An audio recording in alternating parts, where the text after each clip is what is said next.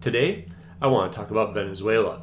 And the reason why is because of our recent military action in Venezuela, in that we went in and basically extracted their president, Maduro. And the reason why I want to cover it is I want to take a couple days and take a step back, because the thing that I find the most interesting about what we did is that my initial reaction to it was, this is probably not great.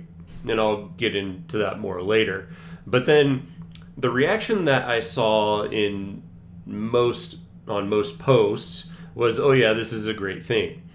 And I wasn't really sure if that was organic, right? So they're actual, people, American citizens who are posting and saying, yes, this is very good, or if it was essentially bots, right? A bot swarm going in and promoting all of these narratives that this is such a great thing that the United States did. So I wanted to kind of take a little bit, wait for it to kind of shake out, because, I'm not really trying to break the news per se, because that's already exploded everywhere. But to kind of provide my take on, okay, is this a good thing? Are we escalating from here? What is going on, and how I think we should probably think about what has happened. So I'm going to get into a video and then provide some of my thoughts as well. Should we talk about your boss, Megyn Kelly? Never fraud. No, happy to. So she made some really interesting comments yesterday, actually, revealing a bit of the mandate that she was under back when she was at Fox News with regard to covering war. Let's take a listen. I really think this is something we need to consider both sides on. I really do. Let me just tell you something. When I was at Fox News, which was a long time, 14 years, I would have known exactly what to do in the wake of Trump's attack in Venezuela, his retrieval, shall we say, to put it in mild terms, of Nicolás Maduro. I would have known that I was supposed to cheerlead it. And I turned on Fox News yesterday, and I'm sorry, but it was like watching Russian propaganda. There was nothing skeptical. It was. And I think this is a really good point to make, because same thing, and this is why I'm skeptical of the reaction that I am seeing, is because, all the major news stations, right? All of the Fox News, CNN, when they're aligned in the same talking points, that's when you should be very skeptical that, it is a positive thing that we did here. And so, like I said, my initial reaction was, this is probably not great. But when you're seeing a united front like that, and everyone is saying this is a great thing that we did, all stations were saying this. It's not like, the left was decrying what was going on here. And so when you're seeing that happen, that's where it kind of raises an eyebrow, and you go, this might not be an organic thing that is happening. It might be some very specific narratives that are being highlighted to tell us that this is such a great thing on social media as well. Again, it's not just the major news stations, but that's where you see that red flag of everyone seems a little bit too gung-ho about what has gone on here. So that was just the first thing that I wanted to point out, that's kind of been a red flag to me, and has kind of made me question the reaction that I have been seeing on social media in general about what we did with Venezuela. All rah-rah, cheerleading, yes, let's go. And that's fine. I love our military as much as anyone, and I believe in President Trump, but there are serious reasons to just exercise a note of caution before we just get on the rah-rah train.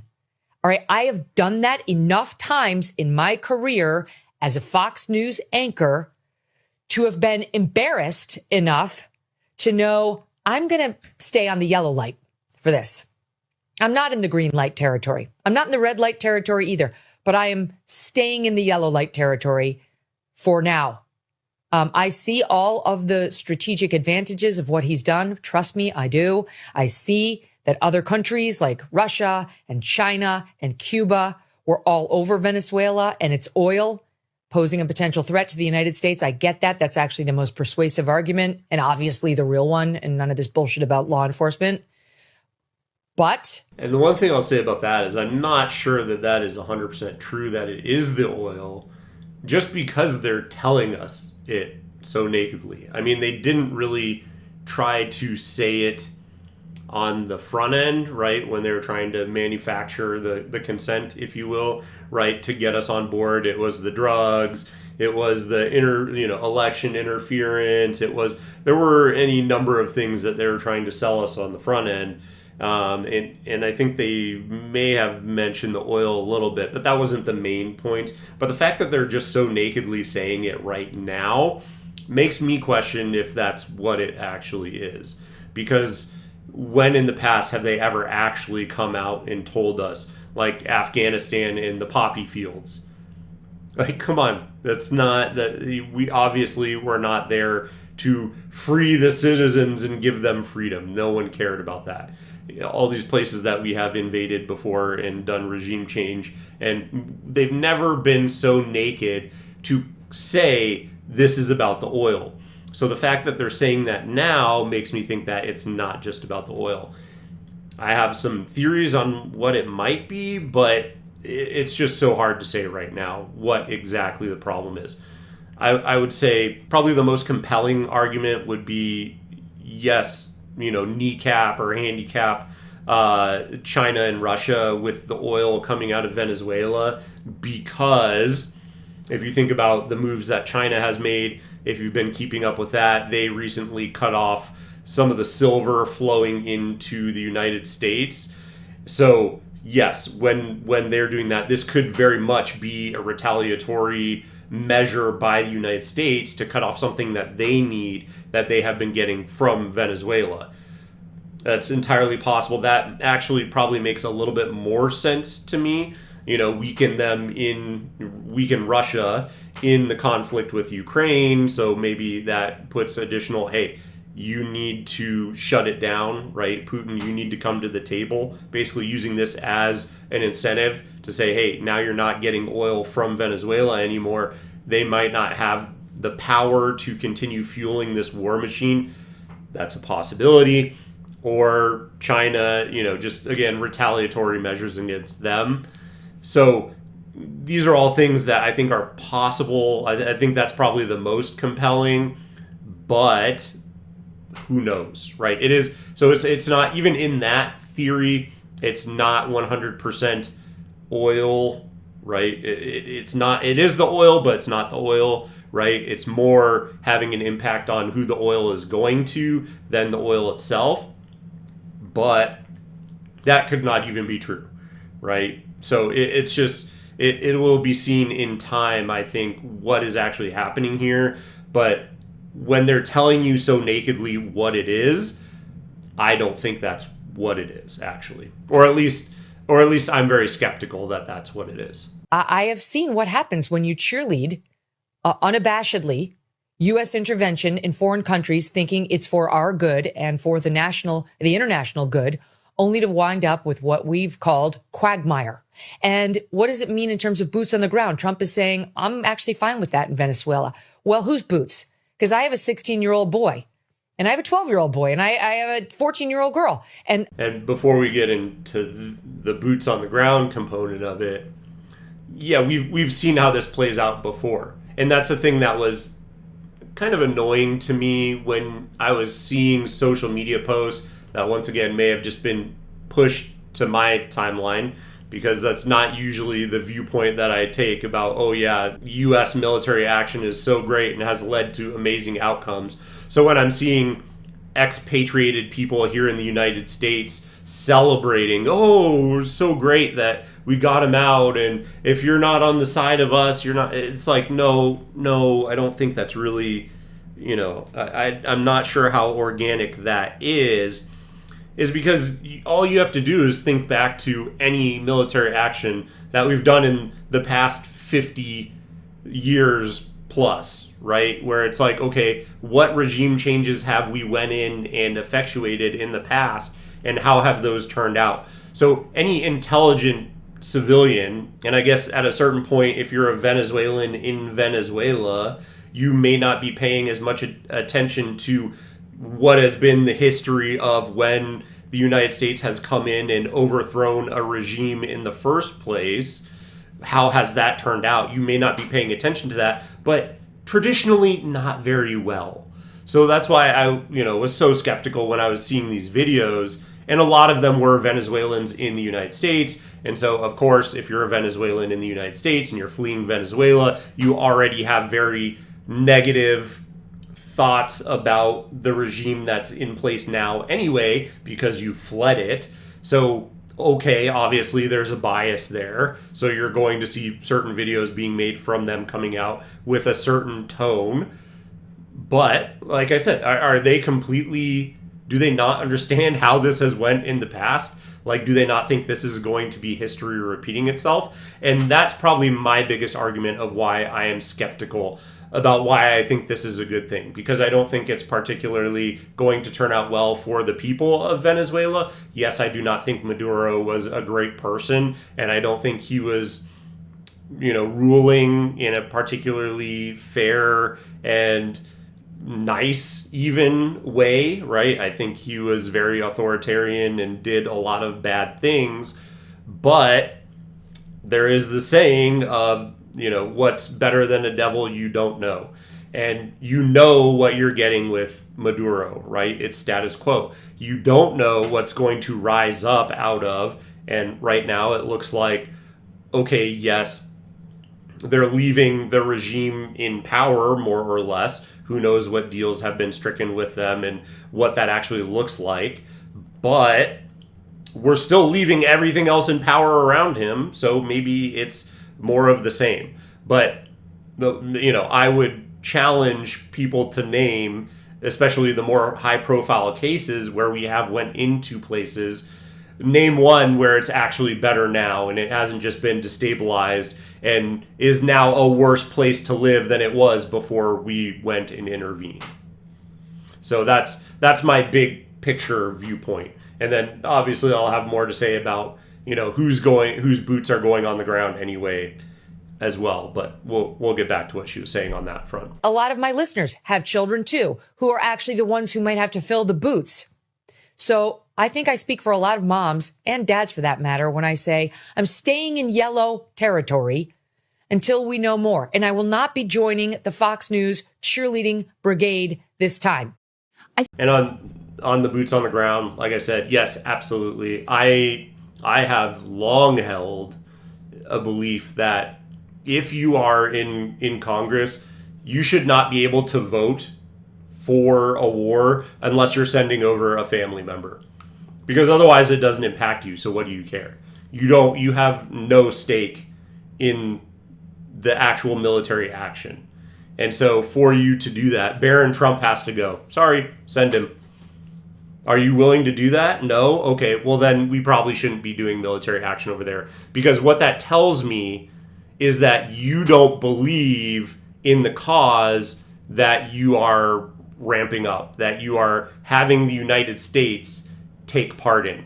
So if you want to ship Barron Trump over there and he gets to fight in the war, then by all means, I am fully on board with it. I will be, hey, I am the first one to support it because I believe that you believe that this is so important that you're willing to ship your own children into harm's way because it's so necessary that we are taking these military actions. However, if you're not willing to do that, I don't want any part of it. And I think that should be every single citizen's point of view as well. Because once again, if they're willing to ship your children out, but they're not willing to actually push their own chips into the center of the table and say, this is necessary, and so I am going to lead by example and either join myself, which they're all too old to serve in the military in any capacity anyway, or send my children or grandchildren or whatever out to do the bidding of the United States government and or military, then I don't want any part of this action because you're not actually believing, you don't believe in it enough to support it fully.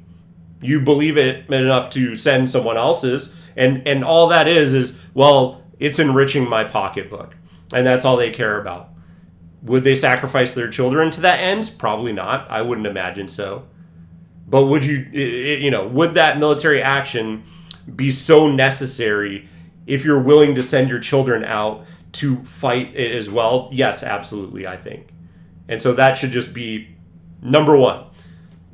Raise your hand if you're voting for it. All right, what child are you sending into battle? That should just be table stakes for any military conflict, in my opinion. Full stop. End of sentence. We're done. That's the new law. I think that was a very important moment in revelation and requires some humility to say, because she says, she's embarrassed by the cheerleading that she did at Fox News, because what she's saying here is not just like, this is what we were expected to do. And it's not even necessary, and having worked at one of these cable nets, I think Fox News had more of a top-down, this is our line and this is our storyline than MSNBC, just because culturally, they were different spaces. And I was on Megyn's show many times, actually, at Fox News. But in any case, you don't need that direct instruction to know what you're supposed to do and to know what the consequences are if you don't do that. And so she's also admitting here that, I knew what the assignment was, and I did it, right? I knew the assignment was whatever the new war is, I'm all in, I'm cheerleading for it, it's great, look at our brave men and women, this is gonna be amazing, go America, go. Yeah, because of two reasons. Number one, they're not gonna hire you unless you're fully bought in and you have some body of work that they can see, oh yes, this person's gonna toe the party line. So you're not even getting hired, they're not looking at you. And so that's problem number one. Or they get rid of you, right? Because think about Tucker. That's probably the most recent high-profile dust-up that we have seen. Think about the things that he was talking about right before he got let go.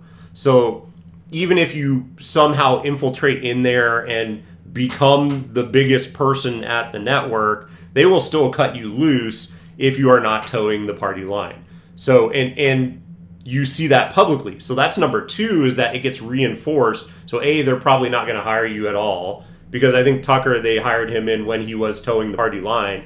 But then he had, whether it was a religious revelation or whatever it was that led him to start covering the things that he was, well then, okay, B, we're going to get rid of that person and we're going to make an example of him.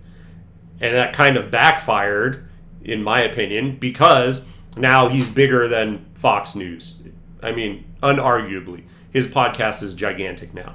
And so, and I think his voice is much more important and is heard by many more people. Because if you think about, and I've said it before, but I will talk to people who are firmly on the left and they're like, oh yeah, I like Tucker now. And it's because of his populist messaging, where they're more in favor of him than they used to be. And the thing is about that is that, yes, because now that he's independent, I think it gives his opposition, right? I don't think they actually are, because obviously they agree with him. From the example I said, they're coming around to him. They didn't actually dislike the things that he was saying. They just liked the network that he was on. And that's the problem with the teams aspect of it, is you can't just most people cannot detach themselves from the fact that he's on Fox News and they don't want to listen to him at all. And that's the biggest problem with that, is that he was saying, I don't think he went as hard as he's going now, but he was saying kind of the similar things while on Fox News. Now he can say whatever he wants because he's independent media. But yeah, now you're hearing, okay, the left, again, people that I have talked to coming around on him and saying, yeah, he's I'm willing to listen to him and I like some of the things that he's saying. So his reach is much larger now. But that's where I think, yes, it has backfired on Fox News, because now he's way bigger than I think he even was while he was on Fox News. But yeah, I mean, between those things, right? Between you wouldn't be hired and they will make an example of you. So oh no, I'm going to get fired and, I'm going to be out on the street and I'm not going to get hired at one of these outlets again. Again, it's just a known thing. And the third thing, I think, is like she's saying, yeah, you know, but then you also probably have editorial meetings where they are, you know, your boss or, you know, the editorial team or whatever, people who are above you who are saying these are the things that we're going to cover. And then I'm sure they're putting some sort of here's my opinion on how we should approach them as well. So I think those are three very important, you know, factors that are putting pressure on the people at these stations that you need to just toe the party line and you can't disagree with what our take is on it. And I was a good little girl and I fell in line and I did that thing and I'm not doing it anymore. Like I'm not going to participate in that anymore. I will say one like nitpick thing is, you know, she's talking about this, like she's like, I think the real reason is that it's Russia and China buying the oil. And this is so silly to me because like the reason that it was our own choice to not buy the Venezuelan oil, it's not like they wouldn't sell it to us. It's that we had decided to sanction them and block them from exporting oil to us. So like that was all that's available to us. It's just sort of like crazy to me the way this is framed. Like, well, they were selling to our adversaries. It's like, yeah, because you wouldn't buy from them. So in any case. Well, and that's a pretty good point because the thing is, and I remember this, and this was years ago, but I vaguely remember the story of, yeah, we didn't want to buy it, because of sanctions, but then they claimed that it was dirty oil anyway. Like, the problem with it was that it was low quality oil, and the amount of refining that would be required to bring it up to grade for the U.S. consumption would outweigh, because of fracking and all these sorts of things, that we're able to produce our own oil. In fact, the U.S. is a net exporter anyway. So another reason why that oil narrative doesn't really make a lot of sense to me. So yes, it was viewed as lower grade oil. And so at that point in time, yes, sanctions. But then also they were claiming that we didn't want to use their oil anyway because it was lower grade and it required too much effort to bring it up to, you know, meeting the U.S. standards. So, yeah, we said we didn't want it a long time ago. Two things can be true at the same time, though. Yes, we can say we don't want it or we don't particularly need it, but we can reroute it and sell it elsewhere so that we're making money off of it. But then also, you can make sure that it doesn't end up in Russia in particular, and or China pays us for it, right? They're paying us. We raise the prices on them, whatever that looks like. So yes, two things can be true at the same time. We can also not want the oil, but then we can, in tandem, make sure that we are handicapping Russia and China as necessary, right? At the same time. It's just not going, we're making sure that it doesn't get routed to them. So again, it's, you can walk and chew bubblegum at the same time. This is not a super compelling argument that we don't want it. And so it doesn't make any sense that we don't want it to go to Russia and China, because I think that could also be true at the same time. We didn't like that they said we couldn't do it on our terms. Like, that's basically what Chavez expropriated it. And Chavez, yes. But I'm talking about in the present with Maduro. Yeah. He was like, take the oil. Like, yes, I will do the deals. Like, it's all there for you. I'm cool. It's fine. Let's do a deal, Donald Trump, you know? And there's this amazing Chomsky clip that... a lot of the story coming out around the oil as well is... the U.S. oil, like Trump went to the oil lobby and was like, hey, do you guys want to go in there and, you know, you guys drill and basically take over the operations in the oil? And they were like, no, because mostly because the infrastructure is so badly degraded, but then also because, yes, it would cost them money to build up infrastructure and do all this. And by the way, with fracking, we can already get, so again, we're a net exporter. So we don't even necessarily want to create, because if you suddenly have an influx of oil and now you're selling this, guess what that does? That's supply and demand. The supply isn't necessarily going up. So the demand then, because you have more of a supply, you're not meeting the demand. And so it's going to drive prices down. So that's why it doesn't even make sense, the oil narrative in the first place, really, is because these oil companies don't even, because they're like, hey, oil prices are already reasonable, right? They're within range. We're happy with it, but it is on the low side. So if we're taking in all this oil, that's just going to further reduce prices, and we don't want that. So again, that's why I say the oil narrative, it doesn't really make sense. Again, the handicapping, the kneecapping your enemies, or having control over export to them, yes, that kind of makes sense, right? Use it as a bargaining chip, use it to, hey, whatever is going on there. But macro, we don't really want the oil. That's why when they're saying that it's about the oil now, and everyone's all gung-ho about it, like, no, like that doesn't really make sense.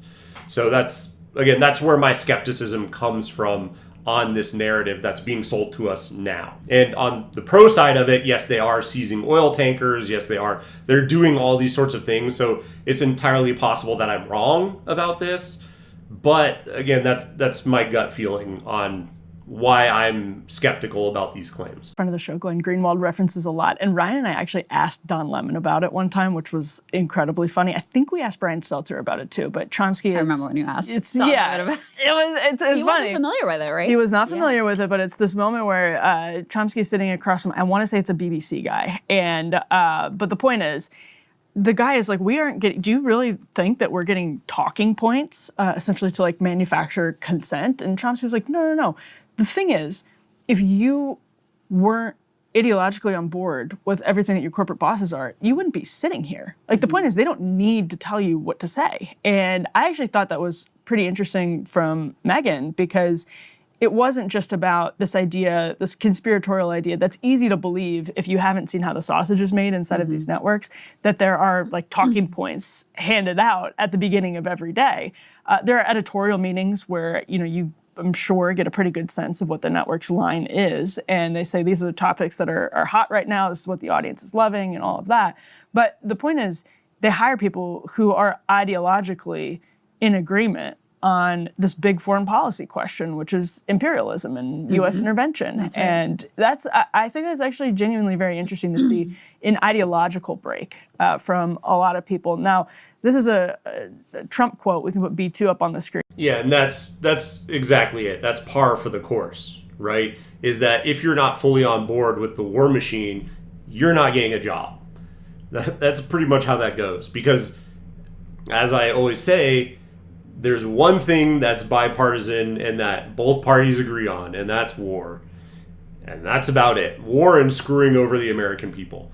So in that fact, well then, yes, if you don't have that viewpoint, you're not getting on these networks.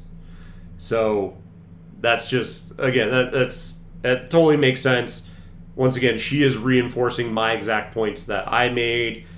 So yeah, it just makes sense, right? You don't, and to what Noam Chomsky is saying, yes, you wouldn't be sitting there if you didn't share those same views. Because everyone knows, if you're going into this field and you want to be on one of these big networks, you know what their viewpoint is there, and if you want to be on TV, you have to toe that line. And that's just point blank. This is Trump saying, MAGA loves it, referring to this regime change operation. MAGA loves what I'm doing. MAGA loves everything I do. MAGA is me. Is this a poem? MAGA loves everything I do, and I love everything I do too. This is like when you tell a 7-year-old to write a poem. I mean, this is cartoonish. This is an incredible Trump quote. This is truly an incredible It's peak Trump. Yeah, that's MAGA is me. MAGA loves everything I do, and I love everything I do too. MAGA is me. All right. But self-reflection there. But yeah, I mean, listen, like, I think most people, and we have a kind of compilation of reactions to share with everyone, but there's a division on the right, yes, but the division isn't necessarily between oppose and support. It's a lot of people who fall into the Megyn camp, which is she described it as yellow light, not green or red. Yeah. Not opposed to green or red necessarily. And I think it was remarkable that she had on Aaron Mate yesterday to talk right away. That was obviously, like, I don't have any insider knowledge of it, but I think intentional to start that show with Mate. And then she had Walter Kern on to give the pro case, which was super interesting. But that's where I think a lot of people are. Like Tucker, on his show last night, it dropped last night, Tucker Carlson was talking about how he's kind of uncomfortable with it. But if it's, a precise thing that works out, which he sounded pretty like skeptical that it will, maybe it'll be a good thing. But you just see it like. Yeah, and that's why I'm kind of in the same camp, right? Because if this is all they did and they have the blockade and the whatever, then I just go, fine, whatever. Like, you got Maduro out, but again, you didn't regime change. Like, his vice president has stepped up, and him and his wife are they're in charge, and okay, or sorry, the her and her husband. So whatever, the two of them, they're married, and now they are in charge of the country essentially. So that's number one. That is confusing to me. Again, they may have cut a deal with Trump where they say, okay, we're going to do what you want, just keep us in power. But that was on the table essentially anyway with Maduro, so it's a little bit confusing to me. That component is confusing. Again, if all they did was the extraction and a little bit of bombing, I'll call it, right? I still don't think that's great. I still think there's collateral damage on the Venezuela side that, would be great if it didn't happen. But to do this sort of an operation, obviously there has to be some sort of, there's going to be some collateral damage. It's just unavoidable. But yeah, you if it's just limited to this, fine, I guess. I don't think it sets a good precedent. That's one of the things that I'm most concerned about, is that if you are China or Russia, if you're Russia, why do you not just go do this to Ukraine right now, right? Why don't you just go in and snatch up Zelensky right now? Or if you're China, why don't you just do this to Taiwan right now? Why don't you just send them in the dead of night and then snatch up, Taiwan and basically, I think they would probably be a little bit more aggressive and like take out the party. But why don't you do a very focused attack and try and demoralize Taiwan, right? My guess is because they're still probably afraid of the United States. But when we are committed to so many different things in so many places, like our, majority of our fleet is surrounding Venezuela and blockading them right now. So in that instance, well, okay, why wouldn't they move on Taiwan now? Why wouldn't, because we still have a bunch of assets over there as well. But yeah, why wouldn't you press the United States when we're already spread fairly thin, right? We're threatening Iran. We're doing, regime change sort of in Venezuela.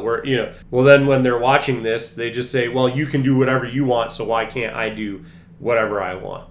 And there were statements coming out of China where they're saying 2026, we're going to be eyeing possibly taking Taiwan. Like, there were some statements that I saw about that. And can you even cast aspersions on them? Can you even be upset at them when they watch us do pretty much almost the exact same thing? And they have more claim that once Taiwan, yes, used to be part of China. But, okay, Venezuela was never used to be a part of the United States. So how is this any worse than what you're doing, United States, in Venezuela? If you're China, that's what you're saying. So, and even Russia, right? Ukraine used to be, at one point in time, a long time, but they used to be part of the USSR, right? They used to be part of Russia.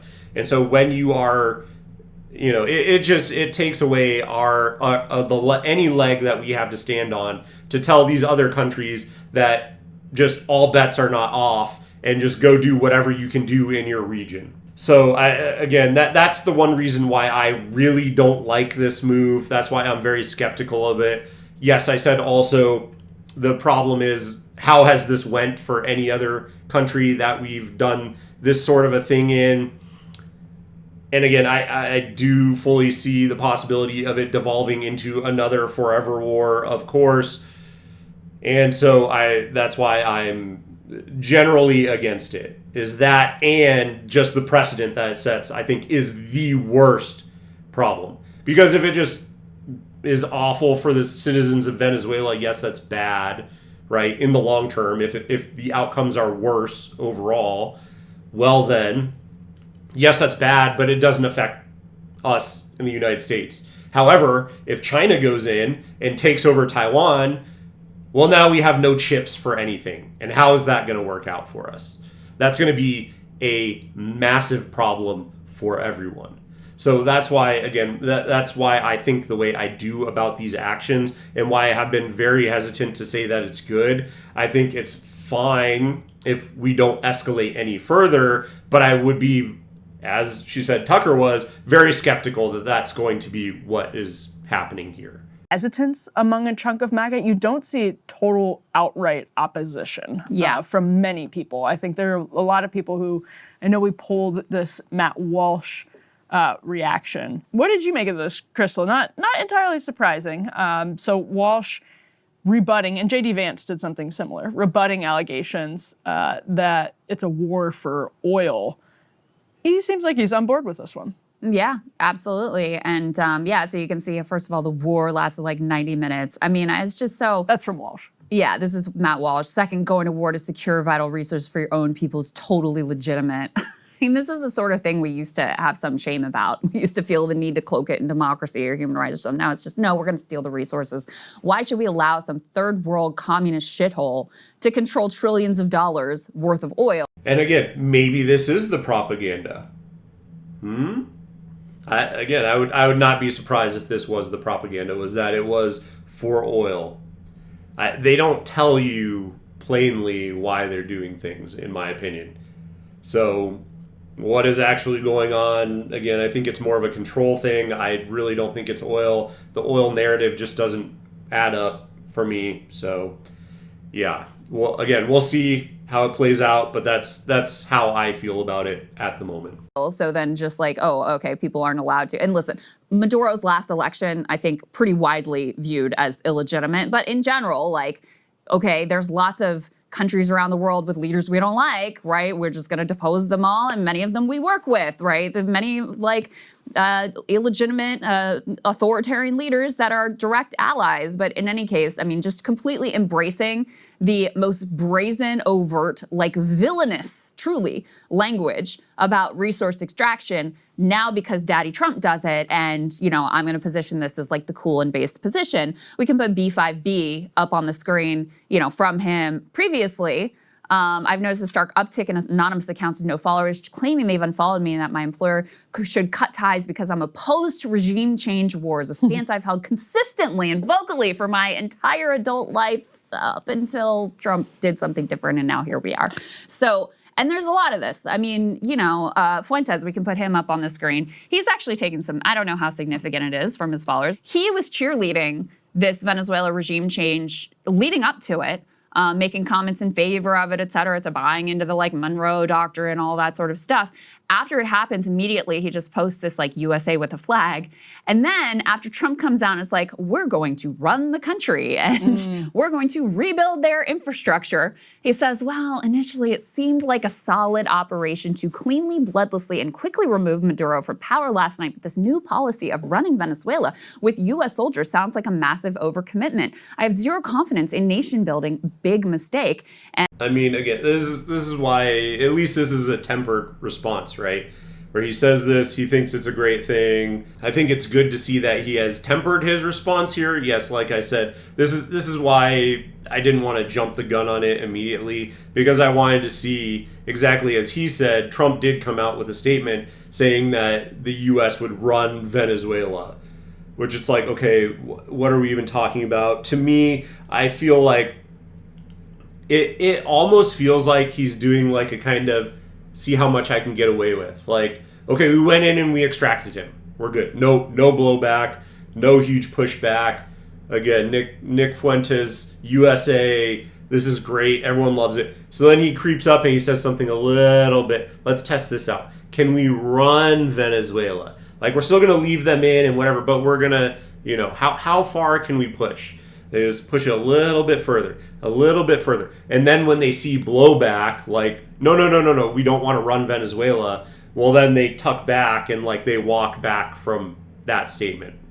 And I feel like they've done this a lot of times through this presidency, right, with this regime, where they say, okay, you know, here's the thing, and then they pull back and they don't actually commit to it.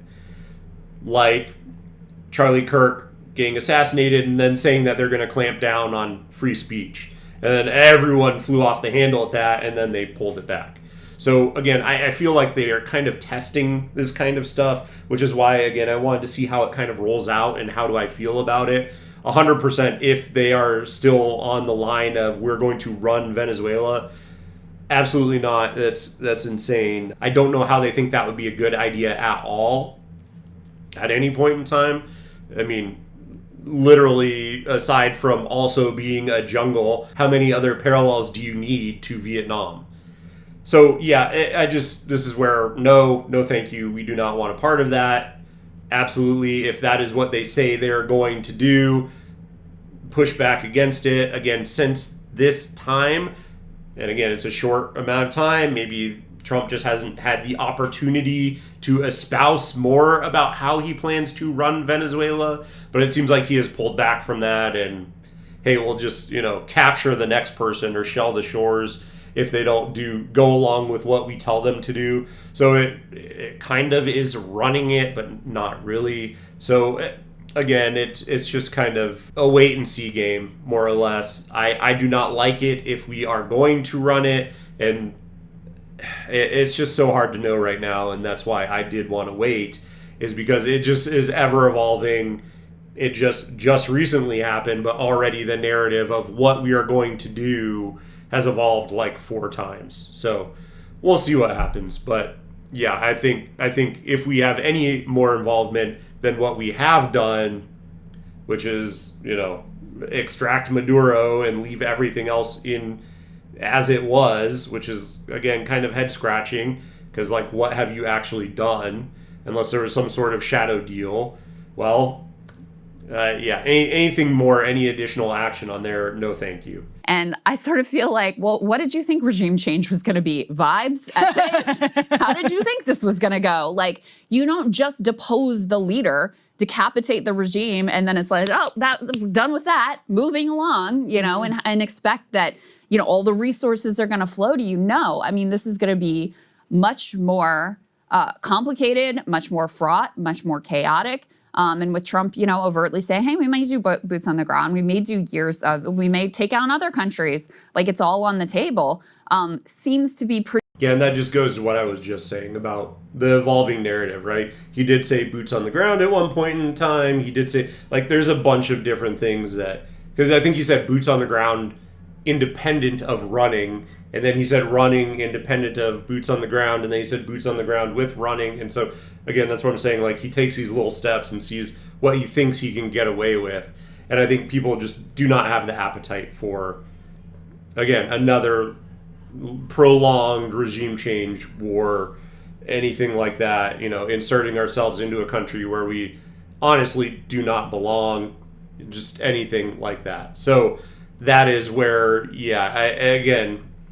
I want to see how it plays out, because it just seems to be an ever-evolving narrative and what is claimed that's going to happen versus what actions we're actually taking. Be diametrically opposed to all of the assertions previously when they thought it was politically beneficial and Trump was positioning himself as the peace president and the anti-regime change war president and the anti-forever war president. There was a lot of a different tone being struck then. But leading up to this, Emily, I mean, we talked about it. I talked about it with Sagar.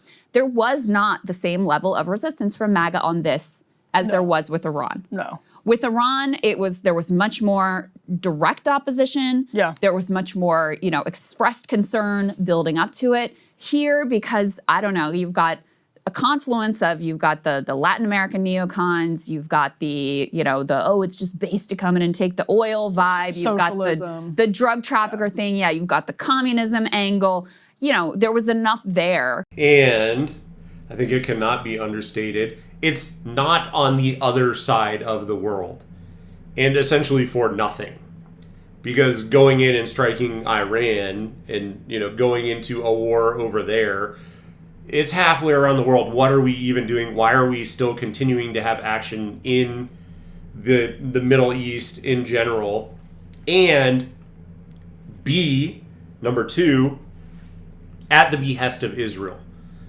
I have covered many times, Americans are, I think, in general, completely fed up with Israel and basically ordering us around to do what they want to do. I still think Trump seems to be a puppet of Israel because of funding or blackmail or whatever the reasoning is. However, everyone else who's not compromised through Jeffrey Epstein or, again, being paid off, bought and paid for, all of those people cannot be on the side of Israel, or they will be. And I think even if you are bought and paid for by them, you still run the risk of being overthrown in the midterms. Like, if your seat is up for re-election during these midterms and you are very pro-Israel, you're done. You're completely gone. I think that is just table stakes. I think people are completely fed up with us being completely deferential to Israel. So, that being said, yes, I think that is another huge component of, yes, it does not appear to have anything to do with the interests of Israel. Unless you wear a tinfoil hat and you're a conspiracy theorist and you believe that the list of countries that do not have a Rothschild's bank in them, Venezuela is one of those. So you could still tie it all back to Israel, but it's not as directly, I don't 100% believe that. That's kind of a stretch. But yes, it is not directly tied back. Well, because it's in our hemisphere, it kind of matters more than what is going on in Iran. What do we care what is going on in Iran? It makes absolutely no sense. It's obviously in the best interest of Israel. And so, yeah, do not discount that fact of it as well, that, yeah, MAGA is more on board with doing things that seem to be, at least, in our best interest versus in Israel's best interest. That basically all the factions of MAGA were kind of on board with it or actively cheerleading it. And I think that is another piece of why, I'm not saying this is the whole reason, but I do think that's another piece of why this went forward at this time, because Trump, I mean, he's looking around. All these people hate each other's guts and are fighting with each other, and his whole coalition is splintering. And Marjorie Taylor Greene is out of Congress actually now, or I think yesterday was her last day. And she's taken shots at him. Thomas Massey's taken shots at his approvals in the toilet. And I think he also sort of felt like, okay, this is a way for me to gather up all the pieces and get everybody back singing the same tune on something that, a regime change operation that we're all going to get behind. Well, and it's obviously there are significant differences between Iran and Venezuela. And ultimately, still giving the military-industrial complex what they want, which is, that war machine just keeps on churning. And that obviously is exactly what is still continuing to go here. There's still military action. It still costs millions and millions and millions of dollars to run one of these ships that we have floating out there, blockading. And so, yeah, that is the other part of it too, is that wheel keeps on churning, right? Because Iran is kind of just simmering, right? There's no more bombing that's going on in Gaza, at least not to the same levels that was going on before. Yes, there's still aid packages being sent out to them and the Ukraine, but it's not, again, when you were hot warring two at the same time, well, you got to keep those irons in the fire. So yes, also still appeasing the military-industrial complex with this action in Venezuela as well. And as a conservative, I'm sympathetic to some of the arguments about like hemispheric stability and undermining Chinese influence among potential allies. What I disagree with is that this is a constructive way to deal with either of those problems. Correct. Yes, exactly. Given the last 50 plus years of history in Latin America, U.S. history in Latin America. I'm looking at Alex Jones' post right here that says America must protect its own hemisphere. Mike Cernovich on that Tucker Carlson episode that dropped last night I referenced was basically debating the wisdom of this with Tucker. And Cernovich made a valid point. I think we would all agree with the point that not every war is Iraq, and that there are grades of Iraq-style conflicts, and that there are some military. It doesn't, being opposed to what happened in Iraq and Afghanistan does not mean you're opposed to all use of military force. And at the same time, again, there's this Alex Jones, Mike Cernovich. I find this actually genuinely interesting. I think you can tell that Tucker was sort of torn by it. Idea that there's a kind of ideological globalist / communist, what's the right word? Like plot to consolidate world power. And part of that, that's so ridiculous. But part of that, what's interesting is that part of this is this idea that the global elites are communists, right? The idea that they want you to live in the pod. Right, which is so preposterous.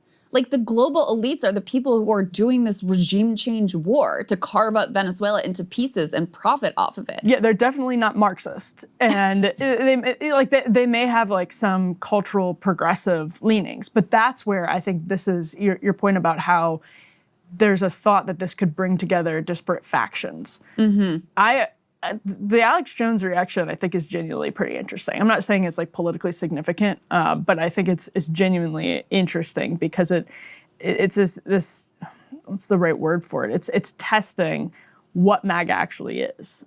Is MAGA this like kind of interesting? I mean, it's obviously going to be interesting no matter what. It's MAGA, and MAGA is me, as we know, according to Donald. That's the thing that's very interesting about it as well that I have seen is just the reaction from certain influential figureheads, right? Like an Alex Jones. Like, I think now he's being called out for being a Fed or something, which is kind of funny to me because I feel like he has always been, although maybe they got to him and they're like, hey, the only way you can make this Sandy Hook conspiracy thing go away is by peddling our slop.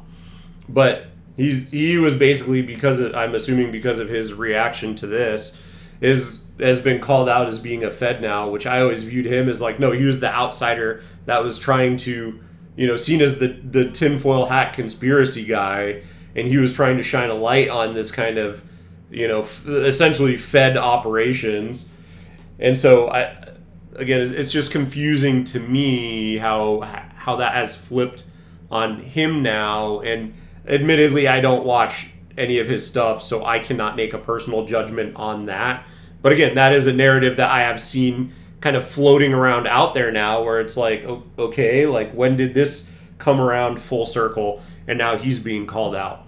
But I did appreciate, because I did watch that Tucker interview as well, that, yeah, it seemed like Tucker was kind of, I guess I'll say, skeptical of the narrative that, yeah, it's our hemisphere and this, we need to be doing it.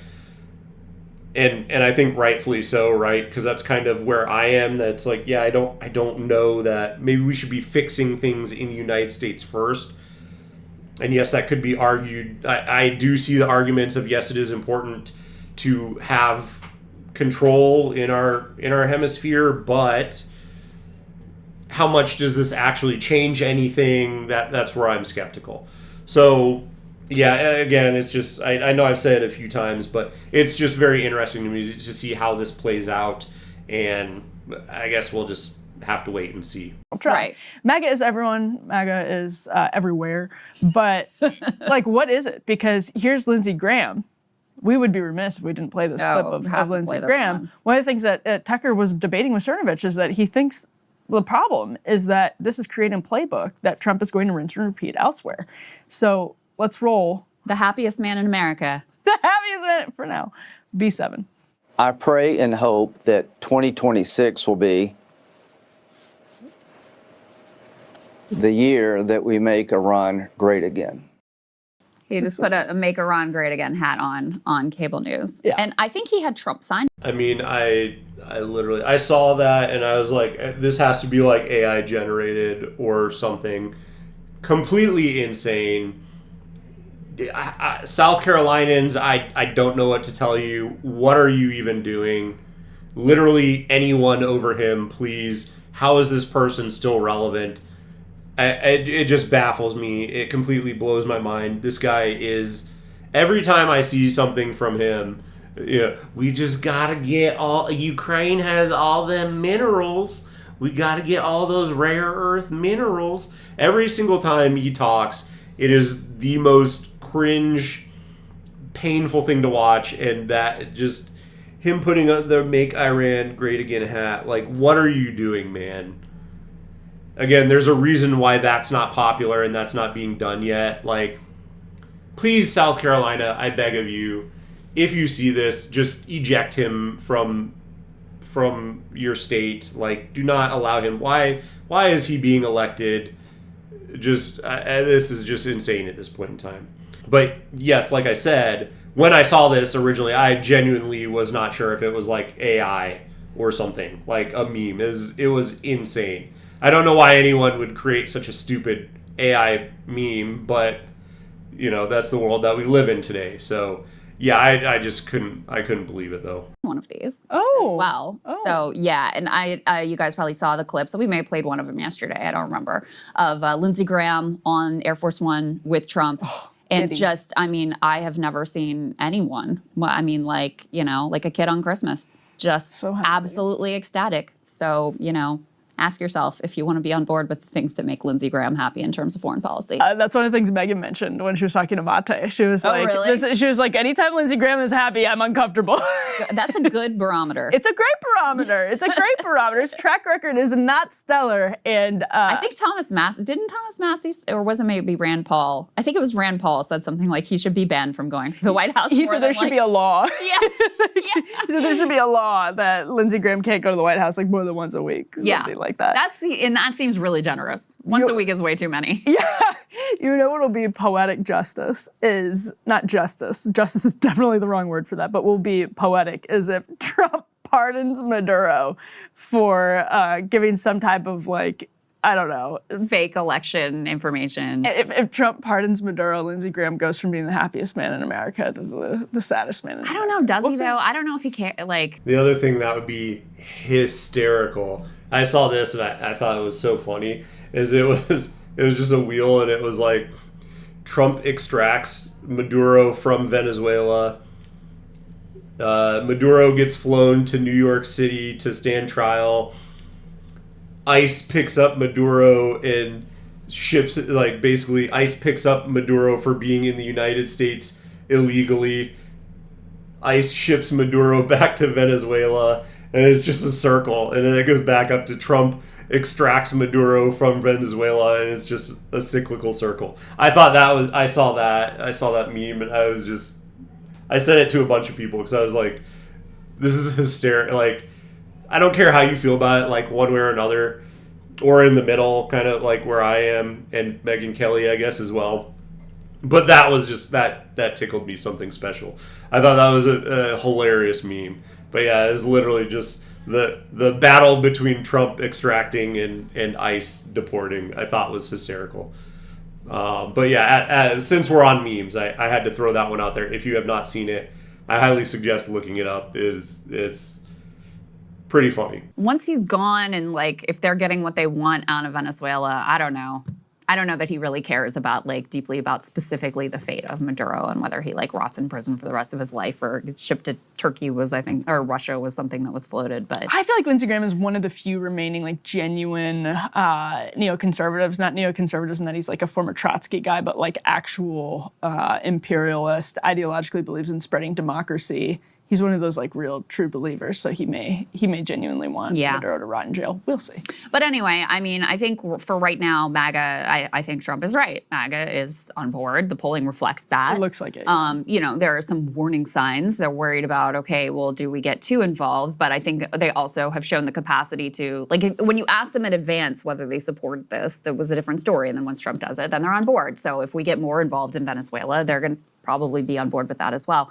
So I don't think there's the same coalitional risks here that there were with Epstein, that there were with Iran, with Israel. I don't think you have the same sort of fraught landscape for him. But I could be wrong. If it goes really catastrophically, then maybe that calculus changes. But for now, people are pretty much more or less on board. Yeah, that's kind of why I thought it was interesting, right? Because yes, I saw a lot of very pro, hey, this is great what happened out there and in comment sections. And again, I was not sure if it was, hey, this is a bot swarm, because that is completely possible, right? They're just trying to push the narrative of they want this is a great thing. Because the other thing too is there were a lot of social media posts that just had completely false images that were saying, oh yeah, the Venezuelans are celebrating this, and it was like, oh yeah, no, this was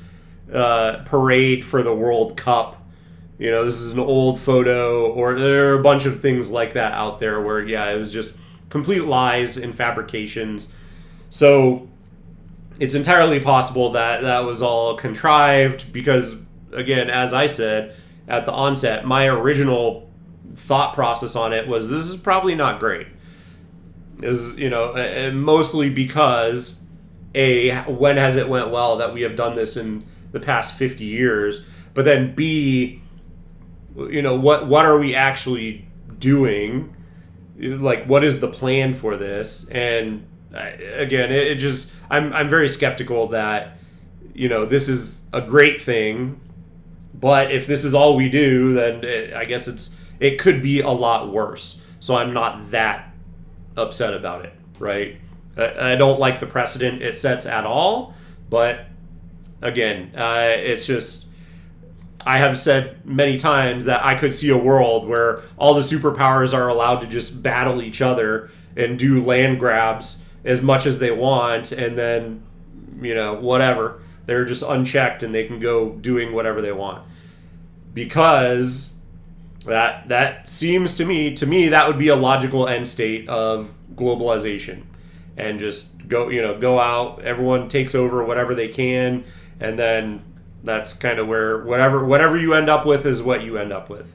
But that was why I wanted to cover this video, because I thought it was an interesting look at, hey, yes, yellow light, it's not great, it's not awful, it's somewhere in the middle right now, depending on if it escalates or if this is all it ended up being, then I can shift my opinion on what it is. But I think that's the correct take on it right now. Again, I think the narrative that it's all great is probably well overstated, but I can see the arguments of why it is not an awful thing that, hey, we did this and it is in some interest to the United States that we have done it. Anyway, if you like this video, give it a thumbs up. If you'd like to see more content like this from me, drop me a subscription down below. It really does help my channel grow. And if you have made it this far, thank you so much for watching, and I will see you in the next one.